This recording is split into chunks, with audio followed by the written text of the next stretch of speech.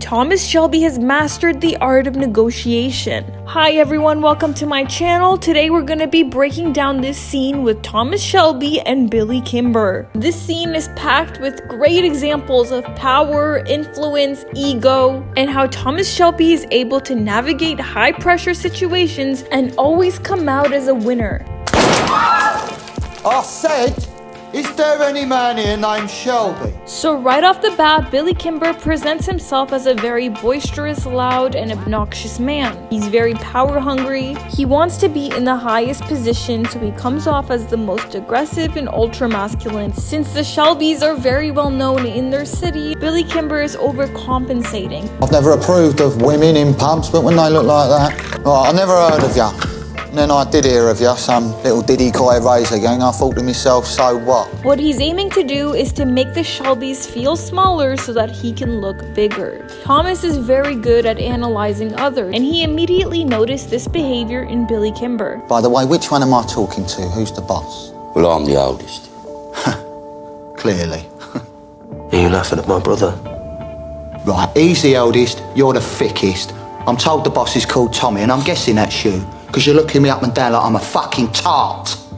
Based off of the way that the Shelbys were presenting themselves, Billy was able to identify who the leader was. This is a great tip to remember. Tommy was able to present himself as the charismatic leader of the group based off of a few factors. Tommy is sitting in a comfortable and relaxed position. He has open body language with his arm placed on the table and him smoking his cigarette. His movements are slow, showing confidence and stability. Arthur is also presenting himself in a similar fashion, but he eliminated himself from being seen as a leader by responding to the question, who's the boss, and him saying, I'm the oldest. With that response, he basically implied, I'm the oldest, but I'm not the leader. Meanwhile, John is more protective and defensive of himself. In this high pressure situation, it does show a bit of weakness and insecurity. His body language is more closed off, he's more crouched in, and when he responds, he shows a lot of contempt, resentment, and disgust. This makes him seem more defensive and less composed. Meanwhile, Tommy is sitting there relaxed, quietly, and just analyzing Kimber and his team, which makes him come off as a leader.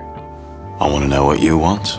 Thomas is excellent at negotiation because he focuses on people's desires. This might sound obvious, but a lot of people tend to forget this. We're all focused on what we want, but Thomas wants to know what everyone else wants. What's interesting about this scene is that Thomas already knows what Billy Kimber wants, but most of this interaction was almost like a test to Tommy. With each question, he was testing Billy Kimber so that he can analyze him further. That way, Tommy knows exactly how to behave and act in order to get Billy Kimber on his side. Which one am I talking to?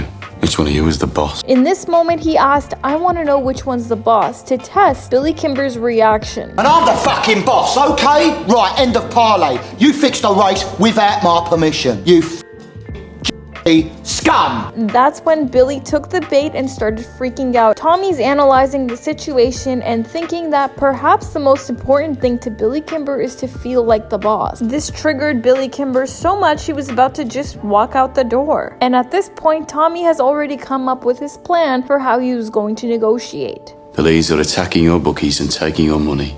Your men can't control them. You need help.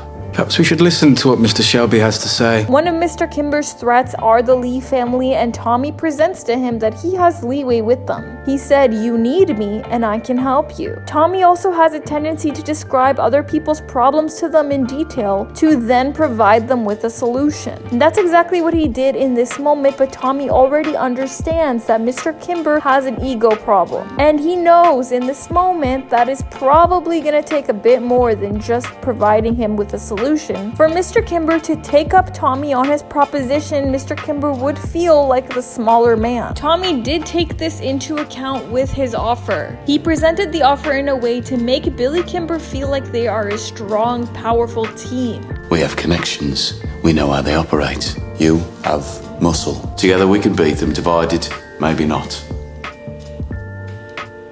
Mr. Kimber, perhaps we should take some time for reflection. Now, even to highly power-hungry men, this is an extremely nice offer. But Billy Kimber has an extremely serious ego problem, that this just wasn't good enough. Being around the Shelbys already makes him insecure. That's why he's been overcompensating and being overly obnoxious throughout this entire interaction. Therefore, working with the Shelbys would not suffice. He was hungry for more. I admire you, Mr. Kimber. You started with nothing and built a legitimate business. It would be an honor to work with you, Mr. Kimber. Adding more satisfaction onto that offer, Tommy even noted that it would be an honor to work with Billy Kimber. He understands that Mr. Kimber's ego is a bit out of control and he's trying to satisfy it. Nobody works with me. People work for me.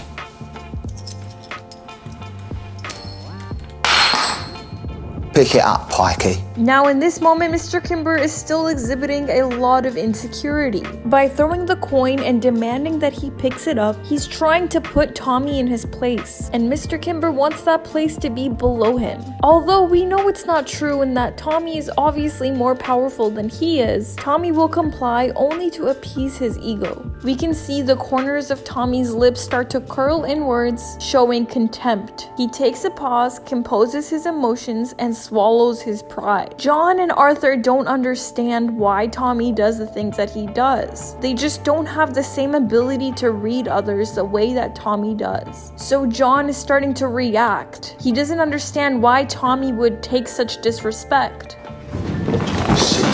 Sit down. Tommy quickly shuts him down and keeps the situation composed. Tommy then reaches over and picks up the coin.